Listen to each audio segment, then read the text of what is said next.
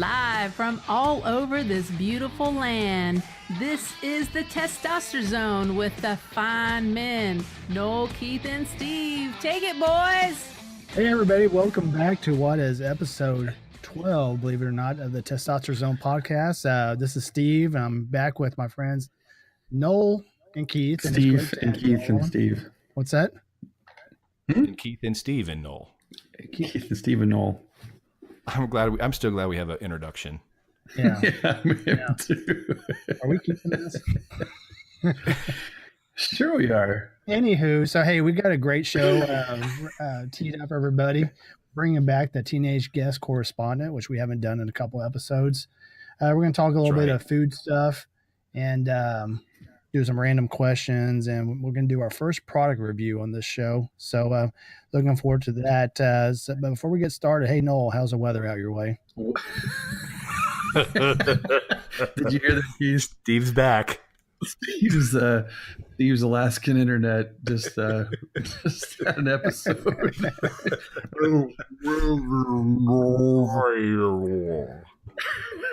Should we start over on this? No, it's great. This is a definite keeper. It's. I know this is going to be shocking, but it's hot and humid. Really? If you can believe it.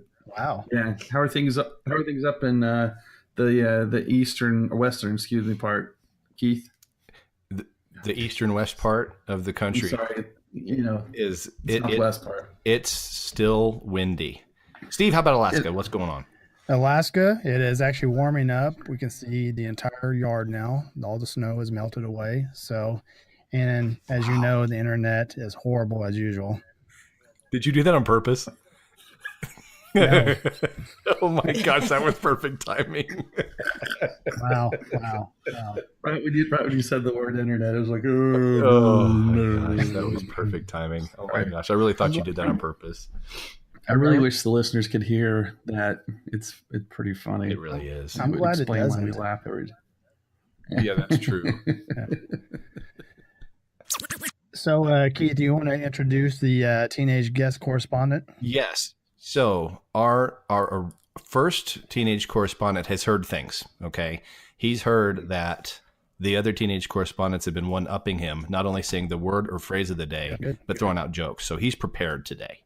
He is prepared. Oh, excellent. Okay, so we've got the first teenage correspondent that we had on the first couple of episodes. I guess the original, the second one. He's back. Welcome. Hi. Welcome. How are all y'all doing? Excellent. So thanks for rejoining. Yeah, we know you weren't going to be one-upped, and we're glad you're back. Tell us now. We understand that you have a new word or phrase for us to learn.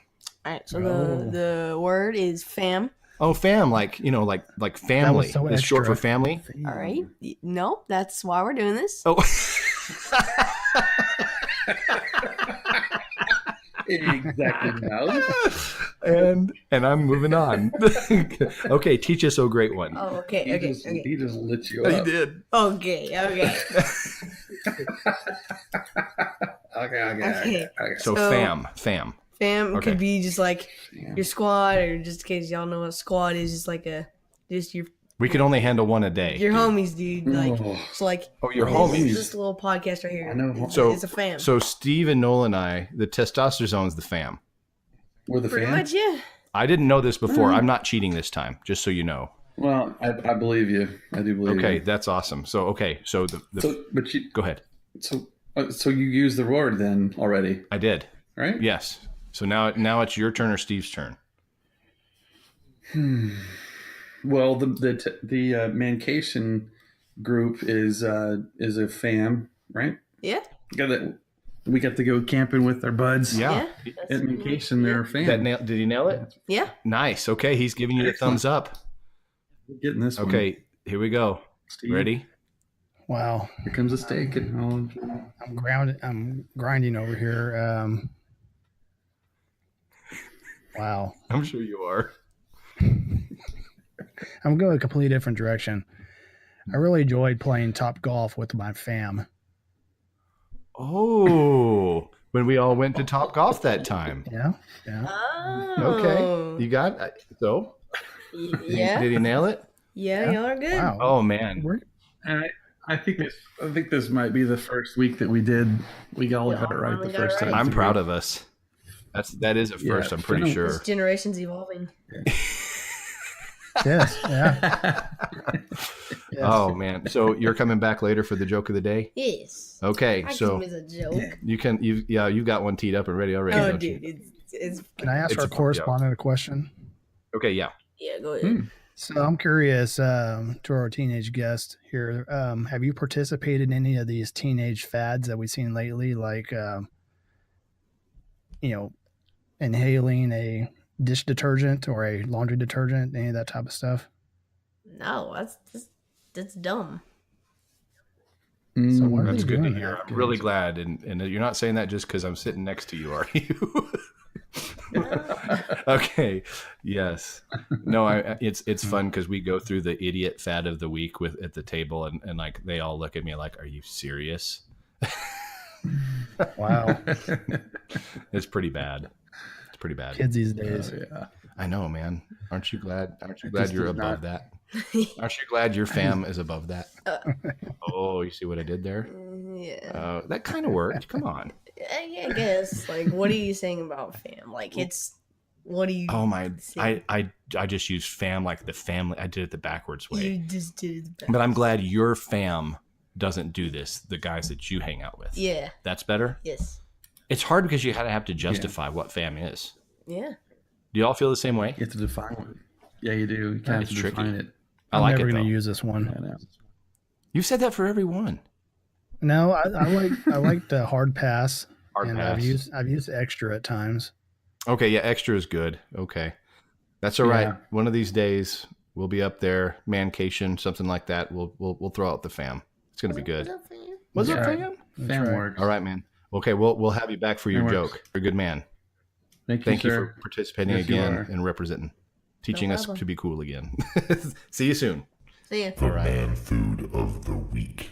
Hey, so Noel, I heard you have a new cooking method for steak that you've recently discovered that sounds pretty darn good. Yeah, it's called the reverse sear method. It's kind of a foolproof hack for cooking a perfect steak. Like literally every time, it's hard to mess this up.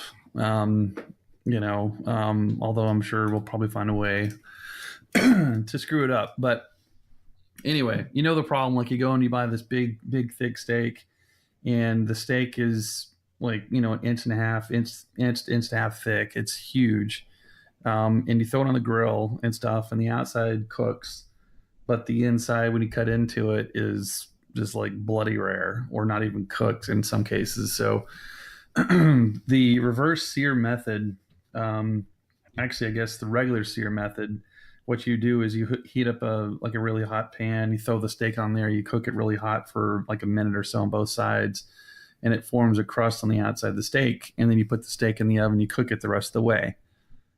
That's a regular sear. This is reverse of that. So what you do is you put all your seasoning and stuff on the steaks, and then you throw it in the oven for so let me try to give a recipe here. You preheat the oven to 250, and then you place your steaks on a rimmed baking sheet fitted with the rack. I put foil down on the bottom of the baking sheet because the drippings and stuff like that, it's a lot easier to clean up after you're done. So put foil down the bottom of the baking sheet, put a rack on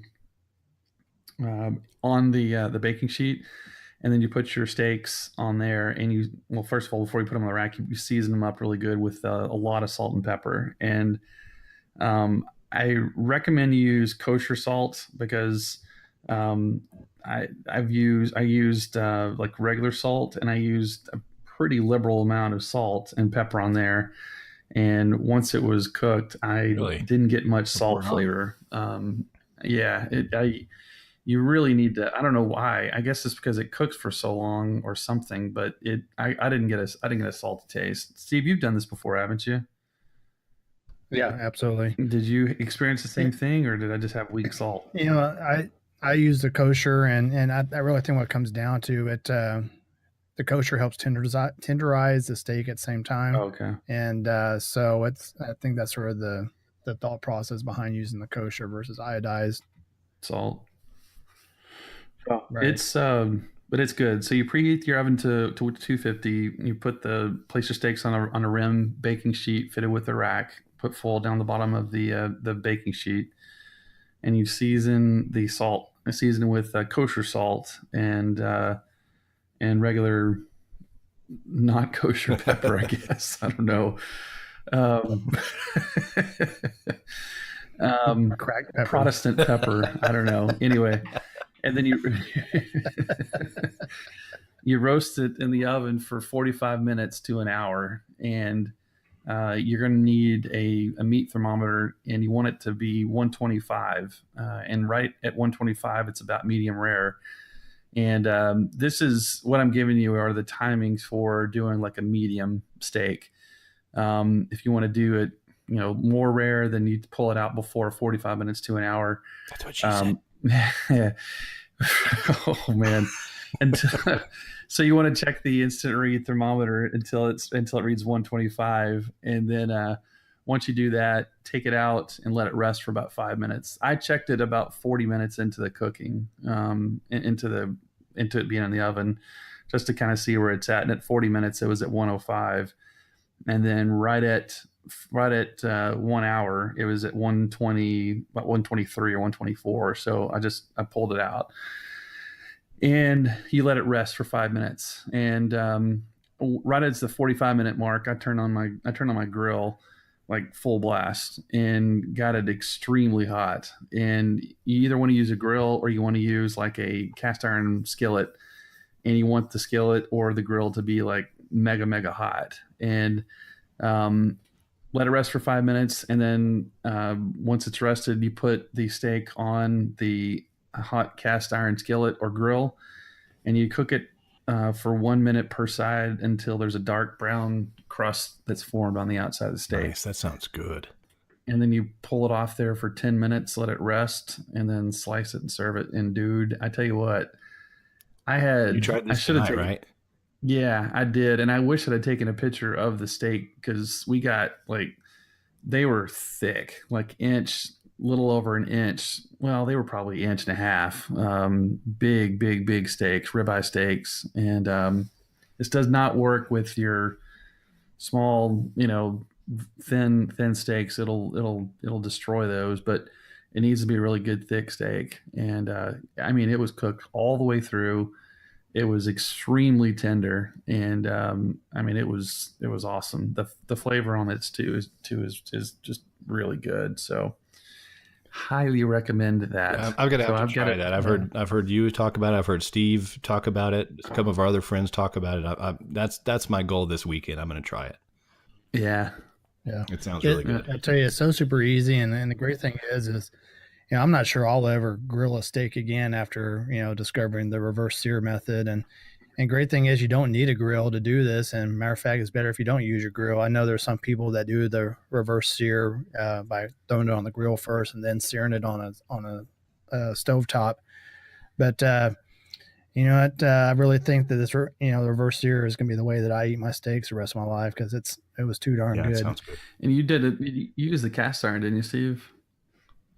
No, I don't have a cast iron that's big enough for a steak, so I actually just used a regular, just regular skillet, Teflon skillet. Okay, right, yeah, it works just as good, probably. Yeah. You just got to get the sear is all. Nice. That's great. I'm doing it this weekend. I'll try it, and then I'll take a picture of it so we can throw it up on Instagram, see how it looks. There you go. Yeah, I thought about doing it, but I'm like, well, Dummy, you're doing a podcast, so they're not really actually going to be able to see it. I didn't think of it Instagram because that's all right. I was we're everywhere. Yeah. We're everywhere. We're all over the internet. And by the way, thanks for the folks that saw the pictures and liked the Cadillac Ranch picture we posted. We'll keep doing things with places we're going that are fun. So sounds good. Definitely. So yeah, we got lots of likes on that. So thank you, Steve. And thanks for the information on that, Noel. That's good. I'm going to try it this weekend. Yeah, try it out. I've got a couple family birthdays this weekend, so I'm probably gonna be grilling steaks again. I'll try this again, and if I think about it, I'll take some pictures this time. So, speaking of grills and stuff, don't you have a product review for us? Our first ever Yeah, product review. We should need music right exactly, here. you know. I don't know. There will be. We are going to have We're gonna a whole new introduction. Yes. Steve, Yeah. take it away. So so back before I moved to Alaska, Like that. Oh, back I in like it. late Just like December. that. Little bass drive. There, oh yeah. All right, now go. Review your product. All right. So back in December, when I knew that Alaska was in our future, I mentioned in the past podcast how finding decent barbecue, especially smoked meats up here, is something that's tough to find in Alaska, unless it's salmon. Then you can find it wherever you want to go. But I really wanted to find a smoker that was going to be easy to use, and so I scoured Amazon Academy's website, a variety of different companies' websites, and I'd started hearing some consistent reviews about the master built electric smokers, and so I started to review them, and right now on Amazon they get 4 out of 5 stars. I think when I bought mine it was actually 4.5 out of 5 stars. But this smoker is so easy to use. So whenever I got it here to Alaska, it took a little while for us to, first of all, you don't want to have this outside just like you would any other smoker, but it took about 6 weeks for the weather to finally be warm enough for us to actually use this thing. But the thing is super easy to use. There's 4 racks inside of it, and there's this great little cylinder that's in the bottom right corner of the side corner of the grill or smoker, where you actually put the wood chips inside of there. And it's such an easy way to regulate how much smoke you want to go inside of the meats that you're cooking. So I use hickory. Sometimes I use mesquite chips. And believe it or not, mesquites are hard to find up here in Alaska. Apparently, they don't have mesquite trees nearby. So I actually found one bag that was on a clearance rack for some reason. But anyway, the smoker has electronic timer, and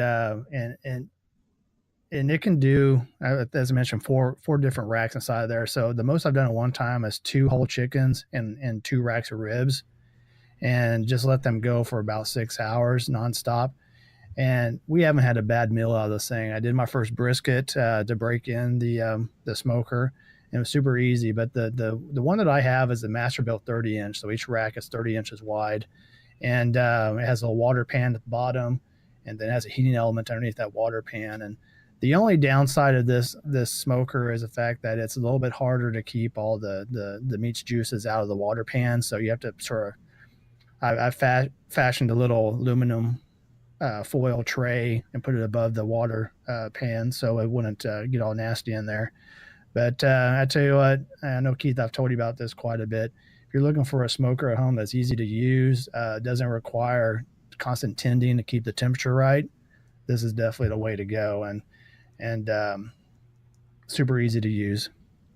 That's awesome. I've heard lots of good things about smokers, and I've never invested one, and I need to, because everybody, I mean, from ribs to what you name it, everybody just raves about how good they are. Now, you up there, and did you? And forgive me, I had to step out real quick.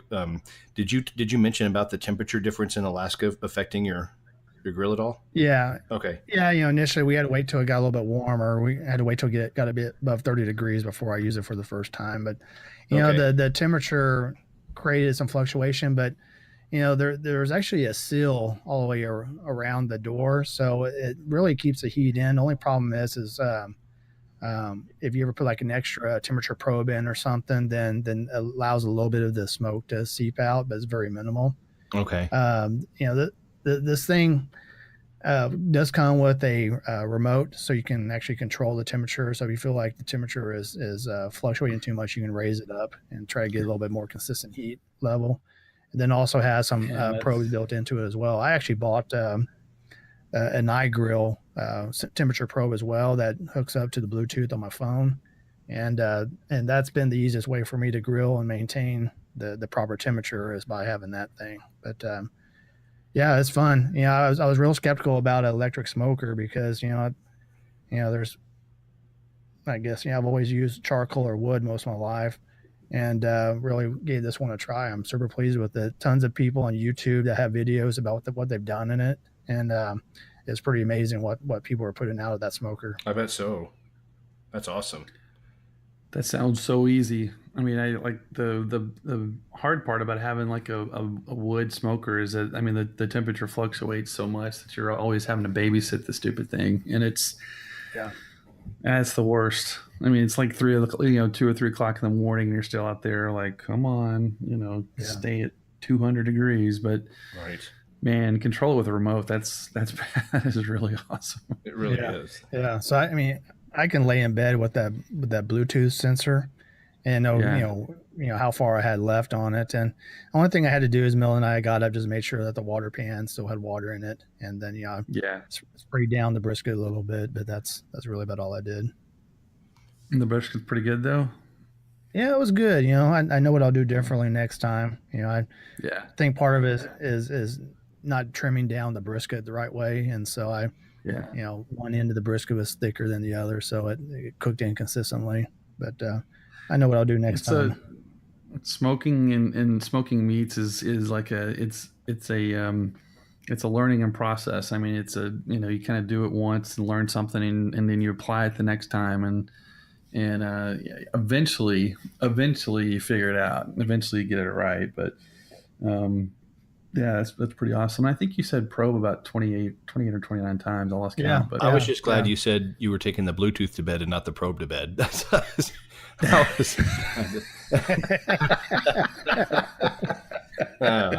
had to stop and think about that one a little bit.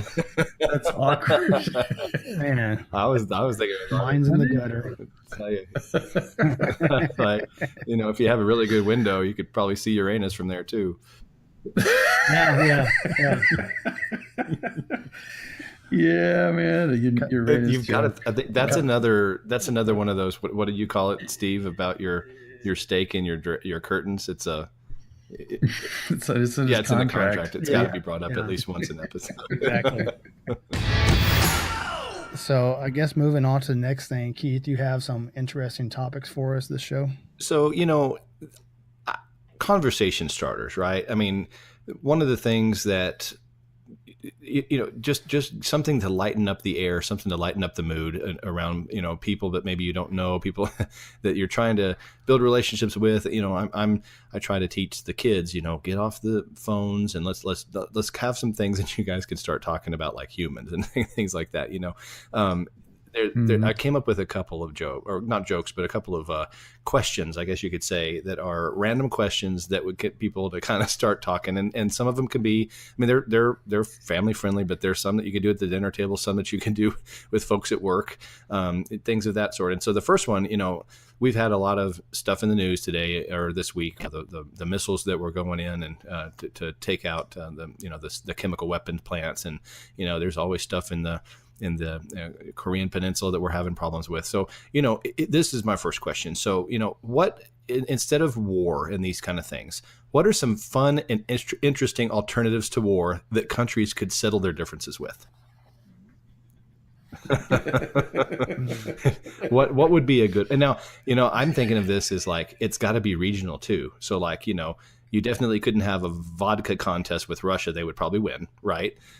So right. You got to think about it like in regions and stuff like that. So, what would be something? You guys have any ideas? I think it'd be ideal to see Trump versus Kim Jong-un or whatever his name is in a bowling tournament. Now the only thing I want is to design the bowling shirts, Oh yeah. Can you imagine that? Trumps would have gold on it. Mini pins are going down. Mini pins. So oh my God. The most pins that have ever fallen. Score big. Wow. Right. Oh, the most luxurious ball that's right. ever been rolled. And like, just think about if like some Siberian or far wintry countries could do it, they could settle it over curling, have a curling competition. They could have, like, I think it'd be awesome for, like, maybe some of the Ukraine area, if they had a figure skate off. That's what they're known for. Can you imagine the fate of our country's in your hands? What have you ever seen those? Have you ever seen the show BattleBots? Yes. Oh I yeah. know what I'm talking about. Show. Isn't that I love that show, man. Steve, have you ever seen it? Oh yeah, it's great. Yeah. So for our listeners, I mean, it's a I think it's on like Discovery Network or one of those sci-fi or something, something like that. Excuse me. But these they build these robots and they put weapons and stuff on them, or they have different functions and stuff like that. They and then they get in a battle. They get in this ring and then they have a battle and stuff. And it's like the last robot that's not completely destroyed wins. I think that'd be fun to see. Like, all the countries like have a world war where they just bring their best bot that's built and no weapons or anything. I mean, no like nuclear weapons or anything like that. Cause I could just see like one of the rogue nations going in there and like, hey, yeah, our robot stinks, but here we're going to drop a nuke. We beat everybody and kill everybody in the process. Okay, so Anyway. the teenage correspondent had to come back in for this one. So here's our question, right? So we know all these countries are threatening war and everything, right? Yeah. So our question is, if, instead of war, what is something that countries could do to settle their differences? So we've had curling. We've had Trump and Kim Jong-un in a bowling alley bowl off. Maybe if the Ukraine countries, they've had a figure skate off to see who wins the war. What's something that you could come up with that would settle a war, a country's differences beside a war? What's something unique that you guys do that would settle, that you could do instead of going to war to settle something? What? I bet I know what he's going to say. Fortnite. See how long each or like longest person alive in Fortnite wins. That's true. Or So I mean, I guess you could get like a group of 50 versus 50, right? yeah, And then attack each other. That's like a good 50 one. Americans versus 50 Whatever Koreans. other country that we're North going Koreans, against. yeah. Yeah. But I'm telling you, those guys are good gamers. So you guys better be ready. I forgot about that. Yeah, I'm telling you, they kidding, will man. own you. I have seen these. kidding. You've seen these guys on your I really YouTube, have. right? Yeah, you might want to think about that one. Yeah. Okay, so here's another one. That's a good one. Did everybody answer that one? Yep. Everybody good? Okay. Yes. Yeah. So, here's the next thing. If someone came up to you and asked to be your apprentice, what's the first thing you would teach them? How to be a blonde. How to be a blonde?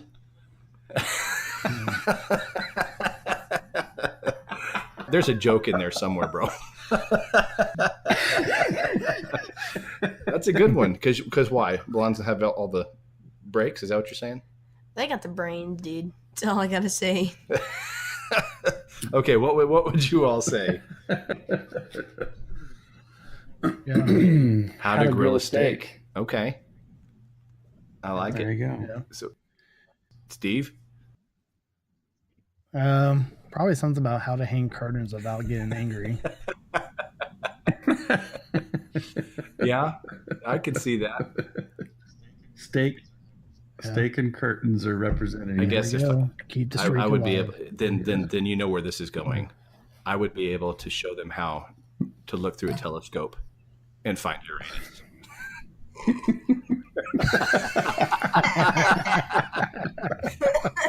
I knew that's what it was. Oh yeah, you have to excuse our teenage correspondent coughing over here. That baseball tournament we had this weekend. I'm pretty sure Amarillo is in his sinuses right now. Oh yeah. So, all right. So those are good questions. So hey, people listening in, send us some emails of some random questions that you think would be good conversation starters, and we'll share them next time. Even if you want to join us, come on in. We get you some free swag. That would be good. That'd be cool. Awesome. We were talking about with the teenage cool. correspondent that you got the fam now, and you guys are my fam with this podcast. But I have a new fam. I don't think I've told you about yet, but we're trying to start a rock group. Oh.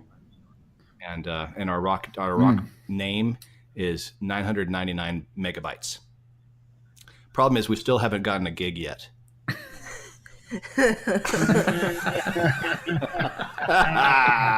Zing! What do you call a pig that does karate?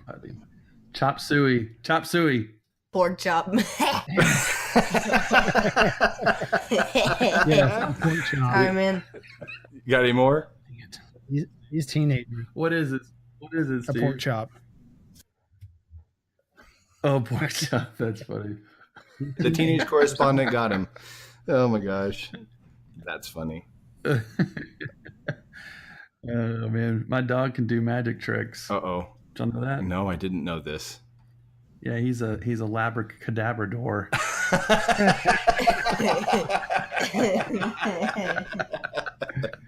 I like that one. Okay, dude. Now I never try to. I know I never lied to an X-ray technician. You know why I never lied to one? Why?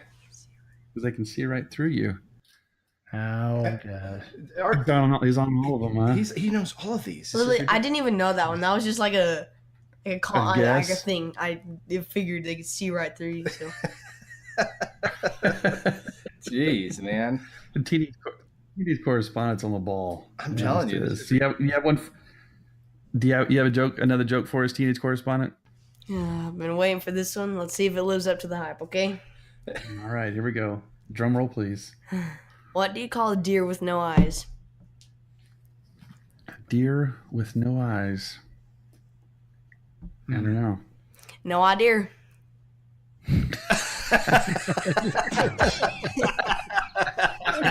Oh, that's good. Oh my gosh. As I mentioned in the past, these teenagers are cooler and funnier than we'll ever be. They really are. I know. Yeah. That's crazy. Oh, that was a good one, dude. Nice job. Nice job. High five. There we go. Good work. All right. We'll see you next Good work. episode or next All time you right. come around. Thank you. Thank you. No. And you're out. Yeah, thanks for Teenage coming Mike, on. Teenage man. mic drop once again. Get out of here. Stop exactly. showing us up. And he literally just turned the light off on me when he closed the door. That was great. So, So you're sitting in the dark now.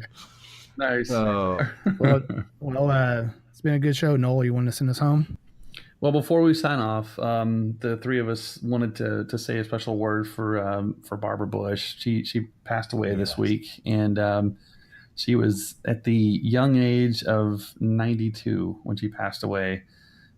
She was a loyal wife of one U.S. president and the mother of another one, and around where I live, and she's a very admired public figure, and it was sad news. I think we saw on early in the week that she died. There was word came out. They made an announcement that her health was failing and that she had declined further care. And so her husband, our 41st president, President George H.W. Bush, was by her side at the time she died. And she was a special woman. And I remember watching many Astros games and going to many Astros games where she was sitting there with the president, and remember, because she always had a score pad and she was keeping score, and with the score pad, I don't know what you call it, but what I mean. Yeah.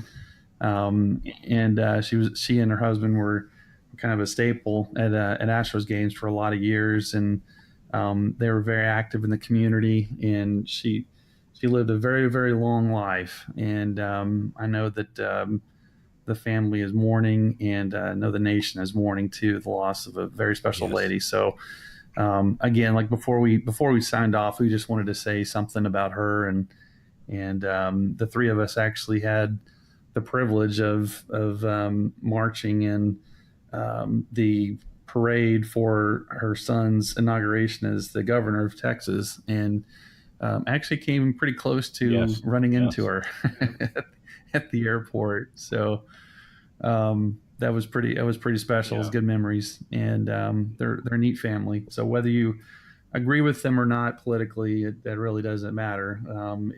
They're special people, and we'll certainly miss her. So yes, thank you to her for representing our country with class, and really just showing a great example between the two of them of a strong marriage, a strong bond between two people, and it definitely carried forward everywhere they went. They were married for 73 years, man. Yeah. They were the longest married first couple in U.S. history. So they met when they were 16 years old. Wow.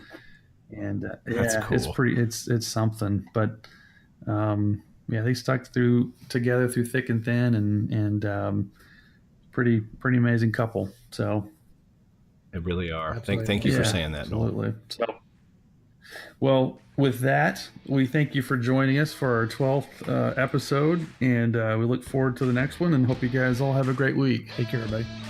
Take care. Thanks a lot for joining us. Take care. Hey, thanks again for listening to the Testosterone Zone. We sure had a blast visiting with you.